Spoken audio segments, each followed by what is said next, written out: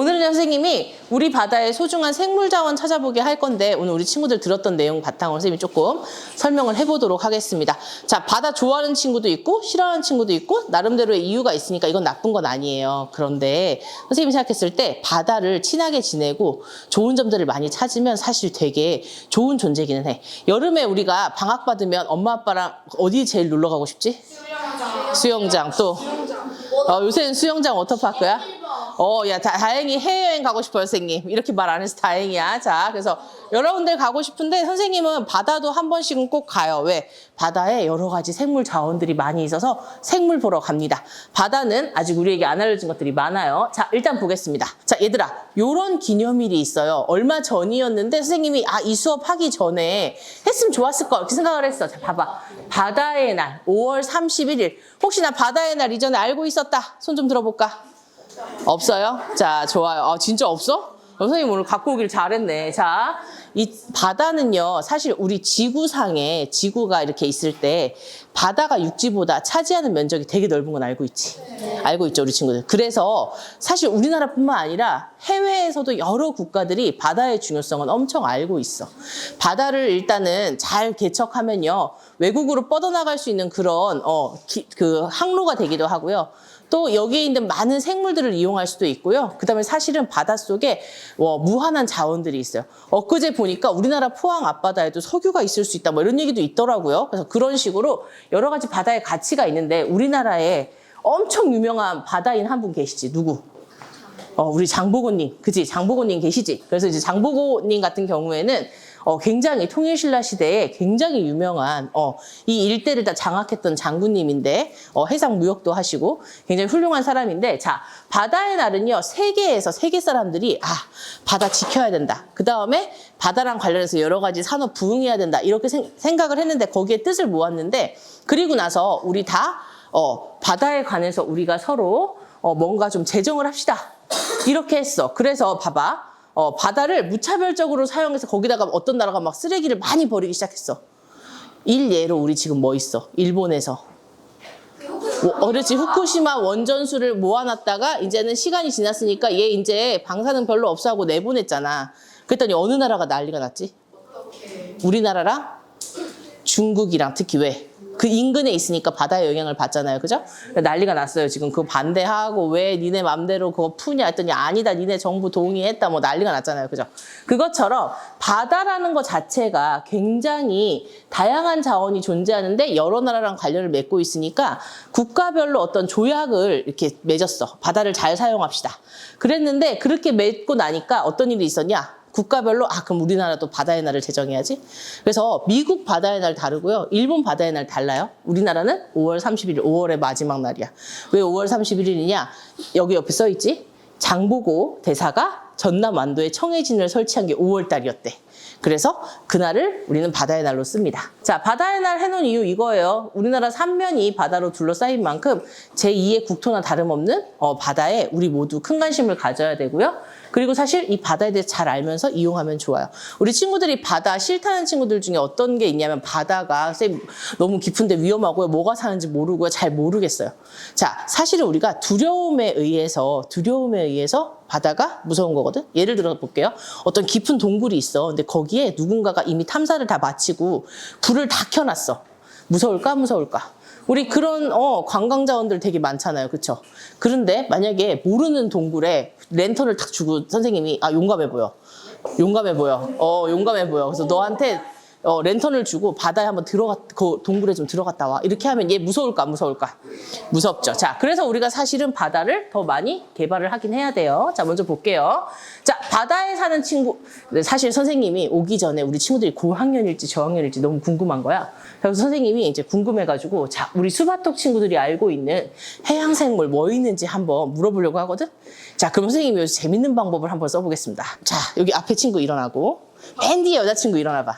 손 머리 위로 탁 올려. 자, 손머리 올리고, 안 내면 진 거 가위바위보! 가위바위보! 자, 이겼습니다. 자, 여기서부터 앉아. 좋았어. 자, 여기서부터 어디까지 갈 수 있나? 앞에 친구가 한 그 바다 생물은 안 하는 거야. 알겠지? 이거 릴레이 발표라 그러지? 자기 자리에서 바다 생물 한 가지씩만 얘기해줘. 자, 친구. 고래. 자, 문어. 거북이. 아, 머리 빨리 돌려. 바다 코끼리 좋아. 그다음. 불가사리. 물개. 고래 아까 있었지? 고래 있었지? 자, 다시 혹등고래. 오케이, 좋아. 그다음. 해파리 좋아. 그다음 앞에. 거북이 있었어. 자, 이쪽으로 옵니다. 자, 이 친구. 자, 너는 뭐? 자, 어디서 끝나나 보자. 빨리. 새우 좋아. 멸치 좋아. 친구 도움 받았어. 오징어 좋아. 또 뭐 있어? 바다 생물. 모르겠어? 자, 저 뒤에 다시 삼성초로 갑니다. 자, 그럼 어쪽이야? 저쪽에. 크라켄? 크라켄은 아직 있는지 없는지 모르는 생물이야. 자, 그다음 거기 없다고는 할 수 없어. 자, 친구. 갈치 옆에. 인어공주. 아, 좋아요. 자, 알았어. 야, 인어공주하고 크라켄은 선생님이 모든 바다를 잘 봐. 모든 바다를 다 본 건 아니잖아요. 그쵸? 그래서 모든 바다를 다 본 건 아니라서 인어공주랑 크라켄은 선생님이 있다 없다라고 얘기는 못 하겠어. 근데 우리가 상상 속으로 만들어낸 인물일 가능성이 높죠. 그렇죠? 자, 그러면 이거 한번 보자. 자, 우리 친구들이 사실 여기 있는 친구들에게 시간을 좀 준 다음에 바다 생물 좀 써줘 이렇게 하면 사실 생각을 곰곰이 한다면 우리 교실에 있는 이 친구들 한 지금 50명 정도 돼 보이는데요. 여기 있는 친구들의 숫자보다 이 바다 생물은 훨씬 더 많습니다. 33만 종이란 얘기가 있어.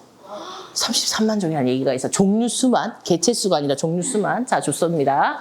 그래서 보시면요. 사실 우리나라에만 사는, 그리고 우리나라에서 지금 멸종 위기에 있어가지고 우리가 지켜줘야 되는 그런 국가대표 생물들도 있고요. 우리 바다, 봐봐. 우리 바다 국가대표래. 이제, 자, 우리 바다 국가대표 생물도 있고요. 자, 그 다음에 한번 보겠습니다. 넘겨서. 자, 이제 생물 자원에 대해서 얘기를 할 건데, 선생님, 생물이지 뭐 자원이에요. 일단 근데 우리 친구들 생물 자원에 대해서 먼저 바다 얘기했으니까 생물 자원 조금만 얘기를 하고 가면 우리 주변에 생물 중에 쓸 수 있는 건 다 생물 자원이라고 우리가 얘기할 수 있는데요. 자, 대표적으로 생물 자원 어디다 쓸까요? 니네 생각해봐. 첫 번째 뭐? 냠냠냠. 음식, 그렇지. 음식에 쓰죠. 또? 연료 좋습니다. 또? 의상. 그렇지. 섬유로도 쓰죠. 그죠? 모피 같은 거. 그 다음 또? 광물은 저기 생물은 아니잖아. 대신에 의식주 하는데 쓴다. 뭐 다 좋아요. 약품으로 쓰이죠. 그죠? 니네 한약재 생각해봐. 뭐 녹용도 쓰고요. 여러 가지 다 쓰는데 이제 그런 것들을 보면 생물에서 오는 것들이 많습니다. 그래서 생물은 우리한테 사람이 살아가는 데 필요한 식량, 생활용품, 의약품, 그다음에 뭐 의식주를 해결하는 모든 것들. 야, 선생님 오늘 공부 안 가르쳐도 되겠다. 너무 잘해가지고. 자, 이런 거에 쓰이는 겁니다. 자, 그러면 선생님 오늘 얘기할 주제는 바다에 사는 이런 생물 자원입니다. 맞죠? 자, 그럼 한번 들어봅시다. 이야기를. 자, 바다에 사는 생물 자원. 자, 봅시다. 우리 바다에 다양한 생물 자원들이 있는데 이제 이거는 선생님 바다 걸로 갖고 온 거는 아닌데 한번 보시면요. 자, 바다에도요. 사실은 뭐 약품이 될 만한 그런 생물 자원들이 굉장히 많이 있어요. 그죠? 니네 뒤쪽에 나오는데 해마라는 동물 아시죠? 해마 동물 알죠? 자, 해마라는 동물이 지금 멸종 위기에 처해 있어요. 왜 처해 있게? 몰라? 해마가 몸에 좋다는 소문이 돌았거든. 어디에? 중국에. 그 다음에 우리가 전기를 만드는데도 지금은 왜 친환경이 아니라고 얘기를 하냐면 지금은 화석연료라든지 뭔가를 태워서 전기를 많이 만들거든. 근데 이제 니네 알다시피 이렇게 뭔가를 자꾸 태우면 여기서 이산화탄소 나오고 온실기체 나오고 그래서 우리 지구 온난화 되잖아요.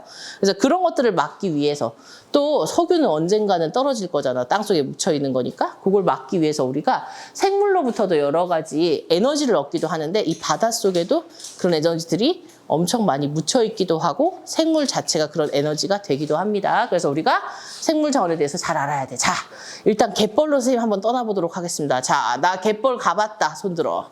역시. 자, 떠올려봐. 머릿속 상상. 자, 손 내리고. 나 갯벌 한 번도 안 가봤다 혹시 있나요? 쉽지 않을 텐데? 오케이, 좋아요. 자, 우리 친구들 혹시 기회 되면 갯벌 한번 가봤으면 좋겠고요. 지금 손든 친구들은 내가 솔직히 말할게. 너희가 기억 못할 가능성이 훨씬 높아. 왜냐하면 우리나라가 삼면이 바다고 특히 우리 대전은 어디에 있죠? 충청도에 있는데 어디가 가깝지? 서해안이 가깝지. 서해안은 갯벌이 많기로 유명해. 우리나라 갯벌은요, 세계 5대 갯벌 안에 들어가는 아주 넓고 좋은 갯벌입니다. 아세요? 되게 대표적인 갯벌 중에 하나야. 그래서 혹시라도 나 경험이 없다 아니면 기억이 안 난다 이러면은 한번 이번 여름방학에는 가봤으면 좋겠어요. 자, 갯벌에 가면 엄청 다양한 생물들이 살아요. 아우 지저분해요 선생님. 진흙이잖아요. 이렇게 생각하는데 이 사실 진흙 속에 진주가 있는 것처럼 이 갯벌의 흙들은 절대 지저분한 흙이 아닙니다. 먼저 갯벌에는요. 갯벌에만 사는 여러 생물 자원들이 있거든. 얘 한번 물어볼게. 자. 혹시 퉁퉁마디, 칠면초, 나문재, 야, 이거 선생님이 이거 쓰면서 이랬어. 아, 퉁퉁마디도 이름이 웃기고. 칠면초는 칠면조? 나문재는 나문희 아줌마? 아, 이렇게 이름이 다 웃기지? 이렇게 생각했는데, 우리가 흔하진 않은데요. 우리 여기 대전에서 한 1시간, 1시간 반 정도 가면 태안이라는 곳에 신두리 해안사구라는 데가 있거든? 여기가 해안에 조성된 사막이야, 사막. 모래만 많은 그 사막 그 갯벌이라고 볼 수 있는데, 거기에 가면 얘네가 엄청 많이 있어요. 자, 이 퉁퉁마디 같은 경우에 얘들 있잖아. 뭐가 제일 힘들까? 살아가려면 일반 식물과 비교했을 때. 칠면조, 물이 없다. 물이 없다? 바닷물 겁나 많은데? 물이 짜다. 물이 짜다. 그렇지. 얘가 땅과 물이 다 짜요. 그죠? 바닷가 갯벌에 사는 풀이라고 생각해봐. 그래서 얘들은 스스로 그 염분을 막 이렇게 배출하는 그런 시스템들을 몸속에 가지고 있는 애들이라서 우리가 나중에 얘들로부터 배울 수도 있지. 아, 내 몸에 또는 어떤 건물에 염분을 배출하는 방법이 뭘까? 이렇게 생물로부터 그런 식으로 뭔가를 배우는 거 우리가 생체 모방이라고 하기도 합니다. 그래서 이제 이런 것들이 있는데 얘들아 퉁퉁마디는 어른들은 엄청 좋아해. 니네 혹시 다른 이름으로 함초라고 알아? 함초? 네. 얘 이름이 함초거든. 함초 언제 들어봤어? 할머니. 할머니 그렇지. 함초 소금. 함초 소금이 몸에 좋다 해서 엄청 비싸요. 무슨 말인지 알겠지? 그래서 있잖아 우리가 이런 것들을 잘 알아두면은 여러 가지 부가가치를 얻을 수가 있죠. 자, 그 다음에 여기 볼게요. 아, 얘네가 니네 더 좋아하겠다. 아, 사진이 흩어졌어. 자, 근데 얘 뭘까? 농개, 개. 그지? 농개 말고도 니네 사실 갯벌 가면 제일 많이 볼 수 있는 게 개예요. 친구? 꽃게 좋아. 근데 꽃게는 갯벌보다 좀 더 깊은 바다에 살아서 꽃게 너 바다에서 본 적 있어? 갯벌에서? 아, 그래요? 자, 이 농개 말고도 다 되게 다양한 개들이 있어요. 뭐 이렇게 선생님 친구가 있잖아. 개를 잡았는데 이게 무슨 개 했더니 걔가 나 이름은 모르겠고 스마일 개라고 이름을 지었어. 막 이러더라고. 스마일 개 뭔지 알지? 이렇게 도둑개라 그래서 이렇게 약간 스마일 모양으로 있는 개, 이제 웃는 개 모양이 있어서 스마일 개. 그다음에 옆에 봐봐. 얘 뭐야? 이것은 물고기인가? 뭐 괴물 같기도 하고 새인가 뭔가 이거 모르겠지? 자, 물고기인데 뒤에 지느러미가 이제 날개 역할을 하는 거야. 이걸 세워가지고 갯벌 가면 저렇게 짱뚱어라 그래갖고 톡톡 뛰어다니는 게 있는데 얘가 또 영양분이 엄청 많대. 그리고 내가 아까도 얘기했지만 진흙은 되게 더러워 보이지만 갯벌 속 진흙에는 여러 유기물도 있고 좋은 것들이 많이 있기 때문에 얘는 영양분이 굉장히 풍부한 그런 생물이라고 할 수 있어. 맛있겠어? 아, 좋아 친구 역시 좋아요. 자, 그 다음에 우리나라 갯벌에 오는 애들 중에서 누가 있냐면 이런 여러 가지 생물들이 오는데 얘네 본 적 있니? 얘 부리 봐봐. 겁나 넓지? 그 다음에 얘는 부리가 어떻게 생겼어 또? 특이하지. 왜? 갯벌 속에 꽂아서 뭐 먹어야 되잖아. 그지? 그 다음에 얘는 봐봐. 부리 색깔이 또 되게 검은 머리 물 때 새는 또 굉장히 빨갛네요. 자, 요렇게 갯벌에서 여러 가지 새들도 옵니다. 우리 아까부터 봤는데 그러면 되게 많다. 그지? 식물 있었고 개 종류. 그지? 갑각류 있었고 그 다음에 짱뚱어, 어류 있었고 조류 있었고 이제 이렇게 바다가 여러 가지 생물을 품고 있는데 사실 짜잔 쌤이 이거 꼭 보여주고 싶었어. 갯벌이 쓸모없는 땅이라고. 쓸모없는 똥이 아니고요. 여기 보시면 이 갯벌을 중심으로 엄청 다양한 애들이 살고 있어요. 자, 여기 한번 보자. 충암 고둥. 아, 그 다음에 옆에가 해국. 바다에 피는 국화란 뜻이겠지? 따개비 굴. 굴 홍합 맛있어 안 맛있어? 안 먹어본 사람 있어도 한 번 먹어본 사람 없다는 그 굴하고 홍합 맛있는 거 나오고요. 자, 그 다음에 새들도 있죠. 자, 그래서 우리가 갯벌이 일단은 많은 생물들의 서식지가 되어줍니다. 그리고 여기 물고기들이 있는데 이거는 우리의 어떤 자원이 되냐 하면 식량 자원이 되면서 이걸 잡아서 파는 사람들은 또 돈도 얻을 수 있겠지, 그지? 뻘개뻘이인데 야 친구들아 이거 비싼 거 이거 뭐야 이거? 낙지. 그래. 그 다음에 갯잔디 칠면조 아까 나왔죠? 그 다음에 여기는 뭐가 나왔냐면은 방개가 나왔다. 방개. 야, 자 이렇게 개도 있고. 그 다음에 얘네 자체가 이 그 연안 생태계, 해양 생태계가 사실은 지금 진짜 중요해. 탄소를 줄여주는 블루카본. 바다의 허파 블루카본이라고 되어 있는데 이 블루카본이 뭐냐면 카본이 뭐야? 탄소거든? 이 탄소가 블루카본이야. 그럼 뭐야? 푸른 탄소요, 선생님. 탄소를 많이 줄여주고 있어요. 온실가스를 줄여주고 있어요. 그래서 해양 생태계가 얘들을 저장을 하거든. 그럼으로써 지금 위에 떠다니고 있는 이산화탄소에서부터 탄소를 얘들이 많이 흡수를 해주는 거야. 그래서 이제 이산화탄소를 없앨 수 있으니까 얘가 되게 중요하다고 평가를 받거든요. 그래서 이것도 있어요. 그 다음에 여기를 지나가게 되면 굉장히 오염물질 정화가 되고 그 와중에 보니까 동죽하고 바지락. 자, 삼성초 친구들 내가 미안해. 특정 업체 이름을 거론해야 될 것 같은데 니네 동네 앞에 칼국수 되게 맛있는 집 있지? 그 칼국수집 나 업체명 얘기 안 했다. 자, 니네가 얘기했다. 자, 그 칼국수집의 주요 재료가 뭐야? 바지락인데 니네 바지락 생각하지? 거기 물총조개라고 팔거든? 물총 쪽쪽 쏘는 거 걔네가 동죽이에요.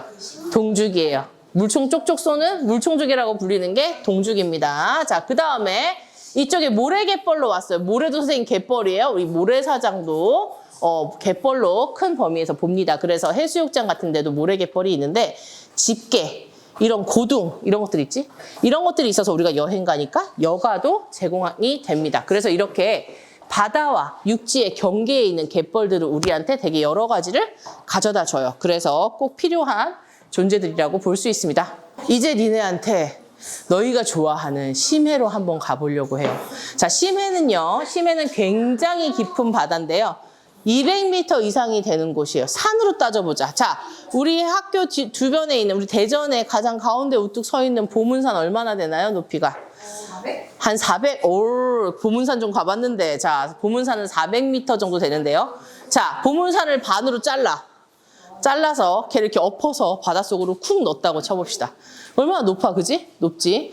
야, 200m면요, 건물이 3m가 한 층이다. 이게 3m 안 될 것 같은데 3m가 한 층이라고 쳐도 60층이 넘어요. 63빌딩 같은 애를 어떻게 한 거야? 엎어가지고 바닷속에 푹 넣은 거야. 그 이상 되면, 심해라고 합니다. 그런데 우리가 아직 다 안 가봐서 제일 깊은 심해가 마리아나 해구? 거기가 뭐 밑으로 2만 킬로미터 내려간다고 하던데. 자, 그런 곳도 있긴 있어요. 그런데 보통은 2,000에서 뭐 6,000m 정도 이른다. 이렇게 얘기를 하고 있어요. 그래서 요 정도 되는 요런 해구에서 어떤 생물들이 살고 있는지 한번 봅시다. 자, 일단 선생님 몇 가지 갖고 와봤어. 베러라이 피쉬. 이따가 영상으로 보여줄 건데 이거 한번 볼게요. 베러라이 피쉬는요. 이게 눈 같잖아. 이게 눈이래. 안에 초록색이. 요 초록색이 눈이고 머리 안에 눈이 들어있대. 우리는 눈이 밖에 있잖아. 얘는 눈이 머리 안에 들어있어. 왜 이렇게 해야 될까? 보통 심해 생물은 눈이 잘 없어요. 왜? 눈이 좀 징그러울 수도 있는데 다른 피부 조직이나 이런 거에 비해 좀 약하지 않을까? 근데 수압이 엄청 세면 눈 어떻게 되니? 터지거나 찌부가 되겠지. 그래서 거의 그리고 또 한 가지는 야, 빛이 들어와야지 눈으로 뭘 보지. 그치? 빛이 없어. 전구 달고 다니는 애 있어. 맞아.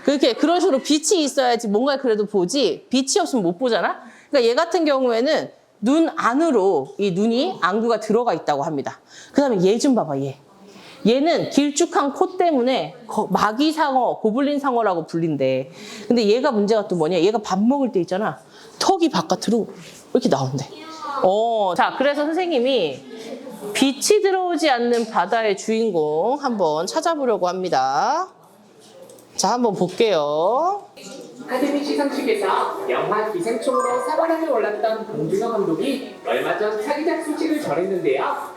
세계가 주목하는 봉준호 감독의 차기작은 심해에 사는 무척 초심해어와 해양생물에 관한 내용을 담은 애니메이션이라고 합니다.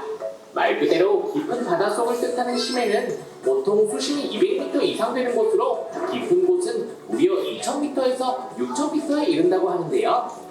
일반적으로 태양빛이 희미하게나마 미칠 수 있는 수심은 150m이기 때문에 심해는 어두컴컴한 암흑 그 자체라고 할 수 있습니다. 그렇군요. 어두운 바닷속은 어떤 세상일까요? 심해는 너무 어두워 광합성이 필요한 해조류가 자라기 어렵고 산소도 부족하기 때문에 해양 생물들이 살기 쉽지 않은 환경입니다. 하지만 심해에도 척박한 환경을 딛고 살아가는 크고 작은 해양 생물들이 존재하는데요. 먼저 심해 오징어에 대해 알아볼까요? 생김새만 보면 너무 커서 좀 징그러운 느낌마저 드는 이 오징어는 바로 대왕 오징어. 이따가 몇 미터인지 봐봐. 600m에서 1500m에 사는 대왕 오징어는 이름에 걸맞게 크기는 오징어 튀김 너무 커서 못 먹어. 무게는 무려 150kg. 이야, 14m래, 14m. 할 정도로 거대한데요. 이미 농구공만한 크기로 굉장히 큰데 대왕 오징어의 눈은 지구상 존재하는 동물들 중에서 가장 크다고 합니다. 자, 야, 너희 도대체 대왕 오징어를 맛있어하는 우리 친구들은 도대체 얼마나 큰 사람들인 거야? 자, 보통, 자, 잘 봐. 여기, 저 교실 끝에서 여기 교실 끝까지 거의 한 5m로 봐요. 그러면 이거 2개거든? 그러면 대왕 오징어가 머리가 여기 있으면 발이 어디 있어? 저 뒤에 영어실 끝에 있는 거야. 어마어마하지? 자, 근데 들어봐. 대왕 오징어는 사실 우리가 먹는 그 쫀득쫀득한 오징어하고 식감이 좀 다를 수도 있어요. 왜? 워낙 어디 사니까, 심해에 사니까 얘가 아마 먹고 사는 거라든지 사는 환경이 달라서 식감이 다를 수 있어요. 그래서 선생님도 되게 맛있어 보였는데 사실 그렇게 대왕 오징어 맛있진 않다고 하더라고. 그래서 그 얘기를 해주고 싶었어. 또 보자. 이어서 만나볼 심해 해양 생물은 이름이 조금 무섭죠? 바로 흑별 오징어입니다. 수심 600m에서 900m 사이에 서식하는 흑별 오징어는 대왕 귀여워? 특이한데 니네? 해저로 가라앉은 죽은 슬러프톤이 먹으면 살아가는 착한 오징어입니다.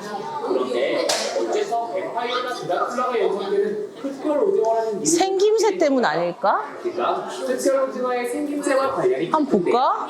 몸을 뒤집었을 때 나타나는 가시 모양이 아, 연상시키려고 해서 여기서 뱀파이어라는 뜻의 한 명이 붙여졌다고 합니다. 이번 심해 해양 생물은 최대 길이가 8cm. 자, 그래서 이름은 있잖아. 붙이기 나름인데 생물 이름 붙이는 거 한 가지만 얘기해 줄게요. 뒤쪽 가면 또 얘기가 나오는데요. 사실 아직 바닷속의 생물 중에 우리가 모르는 생물이 훨씬 더 많을 수도 있거든요. 근데 얘들을 찾았을 때 이름을 붙이는데 보통은 그 생물을 제일 먼저 찾은 사람의 이름이라든지 그 사람의 국가라든지 이런 것들이 되게 반영이 많이 돼. 그러니까 우리가 빨리 해양 생물을 많이 찾으면 이런 식으로 뭐 예를 들면은 선생님이 오징어를 한 마리 찾았어. 그러면은 박상희 오징어예요. 이렇게 할 수 있고요. 자, 우리 친구들이 찾았는데 그게 동문초에서 체험학습을 가서 찾았어. 그러면 이 오징어는 이 새우를 찾았어. 동문새우예요. 자, 그 다음에 삼성초 친구들이 조개를 캐다가 뭔가 특별한 조개를 찾았어. 그러면은 얘는 뭐야? 삼성초 조개입니다. 이렇게 할 수 있는 거야. 그치? 그래서 우리가 그럼 애들이 뭐라고 했어? 외국에서 삼성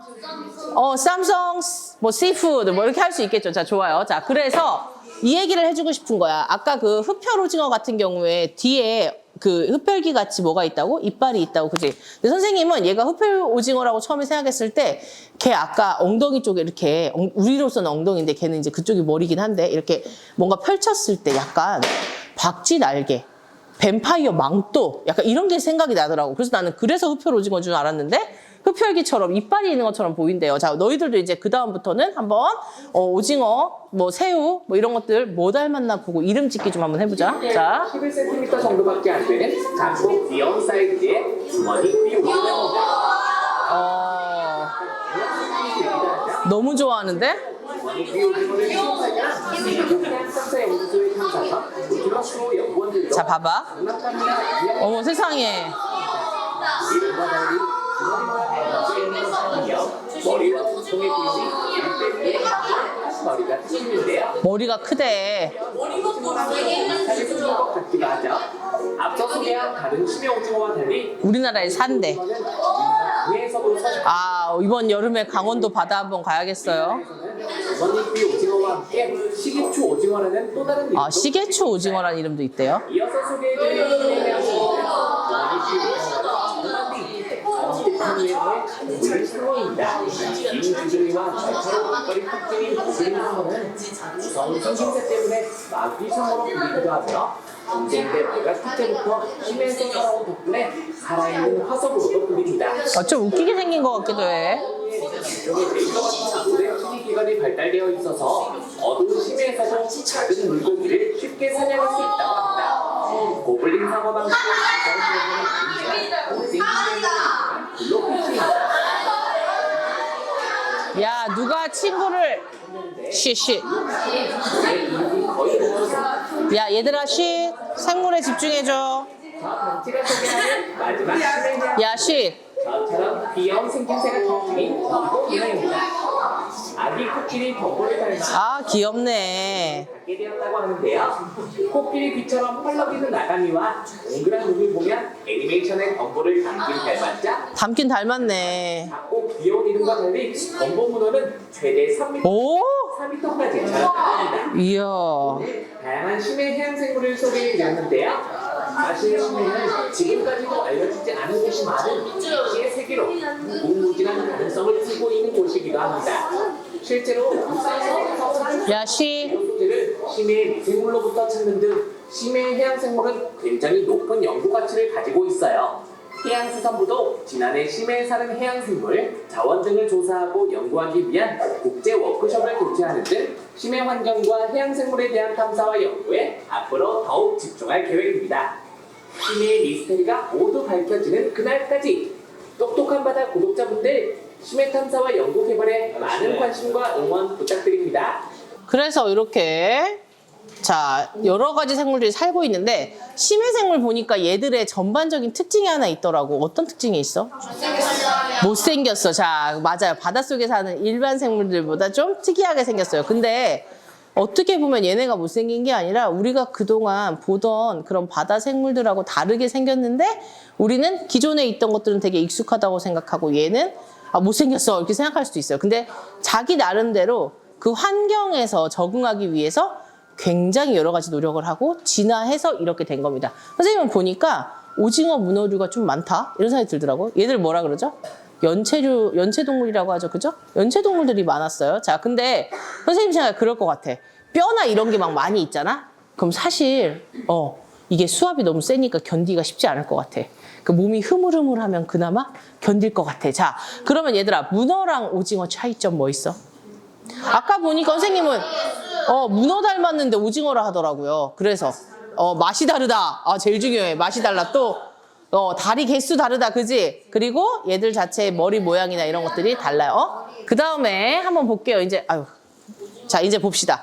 근데 이제 지금 알고 있죠. 우리 친구들. 우리가 다 밝히기도 전에 이 해양 생물들이 죽어가고 있어요. 얘 누구냐 하면 돌고래는 돌고래인데 상갱이라 그래서 우리나라에 많이 살아요. 얘가 전 세계적으로 우리나라에 제일 많이 산대. 착한 돌고래, 웃는 돌고래. 얘의 특징은 잎하고 이쪽에 보면 뭐가 있지 지금? 요 위에? 이마, 혹처럼 둥근 앞머리가 있는데 얘가 직각이래. 그리고 얘는 등지러미가 없고 은은하게 웃는 인매라서 미소고래, 웃는 고래라는 별명이 있습니다. 그런데 얘들도 지금 우리나라 바다 인근에 있지만 불법적으로 이걸 잡아서 또 우리나라는 옛날부터 고래고기 먹는 습관도 있었단 말이야. 지금은 금지돼 있지만 그래서 이제 그런 것들 때문에 지금은 함부로 고래 잡으면 안 되는데 그래도 그게 우리나라의 전통 문화로 남아있기 때문에 그래서 이런 고래들이 막 많이 잡혀가는 경우들이 있어요. 그래서 지금 상갱이가 사라지고 있고요. 그 다음에 또 한 가지 말하면 쌤이 며칠 전에 신문을 봤는데 우리나라 근해에 돌고래들이 자꾸 새끼 돌고래를 바다 수면으로 막 끌어올리는 거예요. 끌어올리는데 슬픈 사실은 이 돌고래, 새끼 돌고래가 살은 앨까 죽은 앨까? 얘가 거의 죽기 직전에 너무 힘든 상황이거나 아니면 죽은 돌고래를 어미 돌고래가 자꾸 수면으로 끌어올리는 거야. 왜냐하면 돌고래 무슨 동물이지? 물고기류야 아니면 포유류야? 젖먹이 동물. 젖먹이 동물이라 얘들은 숨을 폐로 쉬어야 되거든요. 근데 이제 새끼가 자꾸 그렇게 죽어가니까 숨 쉬라고 애를 이렇게 막 올려주는 거지. 근데 이런 것들도요. 우리가 사실은 제주도 이런 데 가면 돌고래 투어 가거든요. 얘네 알지? 우리는 막 배를 타고 돌고래 지나가는 거 보려고 그 근처 가서 막 기다렸다 돌고래가 막 뛰어가면 와 좋다 하고 막 사진 찍어. 근데 이런 배들이 지나가면서 내는 소음이나 여러 가지 뿜는 그 배들이 그냥 가는 게 아니잖아요. 그죠? 그래서 기름이나 이런 것들을 활용을 하다 보니까 그런 것들이 모이면 이 돌고래들은 어떻게 돼? 스트레스를 받고. 근데 그 스트레스에서 어른 돌고래는 그냥 그래도 버틸 수 있지만 새끼 돌고래들은 어떻게 된다? 막 그걸 환경을 못 견디고 막 일찍 죽는 거야. 그러면 이제 이 어미 돌고래가 눈물을 막 흘리면서 얘를 어떻게 하겠어? 막 바다 위로 떠올려서 조금이라도 살아야 돼. 이렇게 하는 거지. 그런 일이 요새 우리나라 해안에서 엄청 많이 발생하고 있대요. 그래서 우리가 한번 돌고래를 보고 좋아하고 즐거워하고 가보는 것도 중요하지만 이 돌고래를 진짜 잘 살게 하기 위해서 우리가 어떻게 해야 되는지도 생각을 해봐야 됩니다. 자, 또 봅시다. 우리나라 인근뿐만 아니라 이건 세계적으로 푸른 바다거북이라는 애가 있는데요. 등딱지 밑에 지방질 때문에 몸 전체가 녹색으로 보여요. 근데 얘가 있잖아. 또 특이한 게 바다거북 중에 유일하게 체온을 올리기 위해서 모래사장 올라가서 일광욕을 하는 애인데요. 봐봐라. 모래사장 올라가서 일광욕을 할 수 있다는 거는 육지에 나갈 수 있다는 거죠. 이렇게 육지에 나가다 보면 사람들은 많이 뛰어 안 뛰어? 뛰죠. 그러면 우리는 얘를 또 잡는 거야, 사람들이. 잡아서 뭐 하지? 야, 바다 등껍질 색깔이 특이해. 이거 뜯어가지고 뭐 만들어야겠다. 실제로 지금 우리나라 사람들은 이런 일에 종사하는 사람이 별로 없지만 또 어떤 그 동남아 국가들이나 이런 데 가면 바닷가 근처에 이런 기념품을 팔거나 이런 생물들을 먹거나 하는 데들이 되게 많아요. 그래서 이제 그런 부분들도 우리가 생각을 해봐야 되고. 자, 그 다음에 봐봐, 얘들아. 바다 거북이잖아. 발 좀 봐줄래? 거북 종류가 두 가지가 있어요. 바다 거북이 있고 육지 거북이 있는데요. 그거를 구분하는 좋은 방법은 발이에요. 육지 거북은 걸어야 되잖아요. 그러니까 발이 있고 발에 뭐가 있냐면 발톱, 손톱은 아니고 발톱. 네, 발톱이 있고요. 자, 근데 얘들 같은 경우에는 거의 지느러미 형태로 바닷속에 있어야 되니까 이렇게 다릅니다. 그 다음에 얘, 아까 내가 얘기했잖아. 너무 슬픈 해마. 자, 열대 해역에서 많이 발생하고요. 귀엽고요. 말 모양이고요. 그죠? 어미 해마랑 막 그 새끼 해마랑 이렇게 같이 뛰어다니고 이런 것들 있잖아요. 평균 10cm 정도니까 얼마나 작아. 그지? 요 정도 되는 너무 귀여운 애인데 이게 우리가 멸종위기 동물을 보호하는 게 사이테스라 그래서 저런 이제 우리의 규약 단체가 있어요. 근데 거기에 사이테스 동물군이라 그래서 거기서 지켜야 되는 거예요. 벌써 2004년부터 등재가 되어 있습니다. 지금 20년째 얘는 멸종위기 동물인 거예요. 왜 그러냐? 중국 문화권 등에서 얘가 난치병, 정력제 등으로 굉장히 좋다 이렇게 하니까 얘 너무 많이 지금 포획이 되고 있어가지고 얘네가 새끼를 많이 낳아도 그 새끼들이 이렇게 번식할 시간도 없이 뭐가 된다고? 다 잡혀 먹어버리는 거죠. 그런 부분들이 있습니다. 또 볼게요. 아까 점박이 물범 나왔는데요. 우리나라 독도에 뭐가 멸종됐지? 강치. 이제 친구들 너무 잘한다. 그죠? 땅에서는 황새가 멸종됐고 바다에 가면 독도에는 강치가 멸종됐어요. 왜? 일본 사람들이 얘 가죽도 좋고 기름도 좋고 뭐든지 쓰려고 얘들을 진짜 몇백 마리가 서식하고 있었는데 얘들을 어떻게 했지? 다 잡아가고 죽이고, 그죠? 그렇게 해서 이제 볼 수가 없게 됐어요. 자, 점박이 물범이라고 있는데, 이제 이 점박이 물범 같은 경우에 바다 표범 중에 가장 작은 동물, 수컷은 1.7m, 암컷은 10cm 작아요. 1.6m 정도 되고, 몸무게는 한 80에서 한 130kg. 봐봐. 어른 그 남자들 키 크기에 130kg니까 엄청 쪄 있겠지, 그지? 자, 통통해요. 자, 근데 전 세계에 300만 마리, 그 다음에 서해에는 8,000마리가 있었어. 그랬는데 지금 200마리밖에 없대. 얘 지켜줘야 되겠지, 그지? 환경오염, 밀렵, 관광지 개발 이런 것들을 하게 되면 사실은 다 멸종이 됩니다. 선생님, 근데 생물자원 꼭 지켜야 돼요? 지켜야 돼요. 왜 지켜야 되는지 얘기해 줄게요. 자, 내가 있잖아. 선생님이 일단 수리부엉이가 돼볼게. 이건 굉장히 단순한 생태계야. 자, 선생님이 풀을 먹은 메뚜기를 쥐가 먹으면 난 쥐를 잡아먹는 수리부엉이야. 근데 중간에 무슨 일이 있어갖고 풀이 멸종이 된 거야. 그래가지고 메뚜기가 그럼 그 다음에 어떻게 되지? 죽지. 너네 오륙한 건이라 알 것 같은데. 자, 죽지. 그러면 죽으면 이제 메뚜기가 없어. 그럼 어떻게 되지? 쥐도 없어. 그럼 난 어떻게 해? 쫄쫄 굶다가 강제 다이어트를 하다가 죽겠지, 그지? 자, 그런데 복잡한 생태계 한번 볼게요. 자, 여기서 한번 보시면. 자, 내가 일단 풀을 먹는 애야. 근데 내가 수리부엉인데 나는 쥐도 먹을 수 있지만 생쥐도 먹을 수 있고 오리도 먹을 수 있고 참새도 먹을 수 있고 돌새도 먹을 수 있지. 예를 들어서 아까 같은 경로도 뒤쥐가 다 죽었어. 그래서 내가 먹을 게 없어. 그럼 나는 그때부터 어떻게 하면 돼? 새우를 먹은 오리를 잡아먹거나 작은 물고기를 먹은 오리를 잡아먹거나 작은 물고기를 먹은 도요새를 잡아먹거나 뭐 이렇게 할 수 있잖아. 그치? 자, 이 메뚜기 입장에서도 풀이 다양하면 요 풀 죽으면 옆에 풀 죽으면 그 옆에 풀 이렇게 먹을 수 있잖아, 그치? 우리의 생물 자원은 사실은 아직은 안 쓴 게 많아. 안 긁은 복권이야. 근데 언제 이걸 써야 될지 모르는데 저렇게 다양하게 있으면 우리가 지금 기술로는 발달 못했던 것들도 찾을 수도 있고 얘들을 쓸 수도 있는데 그냥 다 얘네가 갑자기 멸종돼 버리면 우리는 되게 소중한 자원을 잃는 거예요. 그죠? 우리 사람 하나하나가 소중하듯이 이 생물종들이 굉장히 소중합니다. 자, 보겠습니다. 그래서 우리나라도 노력을 해요. 선생님이 이거 자료 만들면서 생각한 게 뭔 줄 알아? 와, 우리나라 해양과 바다에 관해서 굉장히 우리 장보고 대사님 살아계실 때, 장보고 대사님 살아계셨던 그 통일신라 시대에 우리나라가 해양 강국으로 인근의 나라들이 우리나라를 무시를 못했거든. 그것처럼 우리나라가 해양에 진짜 많이 돈을 투자하고 있고 해양을 위해서 일하는 기관이 굉장히 많고 이 기관들이 우리들 보라고 되게 좋은 자료를 많이 만들어 놨구나라는 생각이 들었어요. 왜냐하면 막 국립해양생물자원관, 국립수산자원공사 막 너무 해양수산부 막 너무 해양수산부 밑에 여러 가지 기관들이 너무 많이 있어요. 그래서 선생님이 되게 놀랐는데 한번 봅시다. 자, 국립해양생물자원관 우리랑 가까워요. 서천이라 그래서 1시간 반 정도만 가면 충남 서천에 해양생물자원관이 있는데 여기서 해양바이오뱅크라는 걸 만들었어요. 자, 해양생물이 33만여 종일 거고 지구에 사는 생물의 80%일 텐데 이 해양생물 중에 활용도는 우리는 1%밖에 안 된다. 자, 바꿔 말하면 여기 아직 개척이 안 됐기 때문에 우리 친구들이 나중에 이런 거 있잖아. 선생님, 저는 해양생물 전문학자가 될게요. 이 사람은 나중에 정말 노벨상 후보에 오를 수도 있어요. 해양생물 아직 안 밝혀진 게 많기 때문에 찾으면 찾는 대로 다 뭐야? 새로운 연구야, 그지? 그래서 이런 것들이 있어요. 자, 그 다음에 또 봐봐. 해양이라는 특수한 환경에 적응하기 위해서 얘들은 여러 가지 특성을 보유를 하고 있는데 이런 것들을 가지고 와서 우리가 활용하면 좋고 또 우리나라가 되게 슬픈 게 해양 바이오 소재 같은 경우에 85%를 해외에서 수입한대.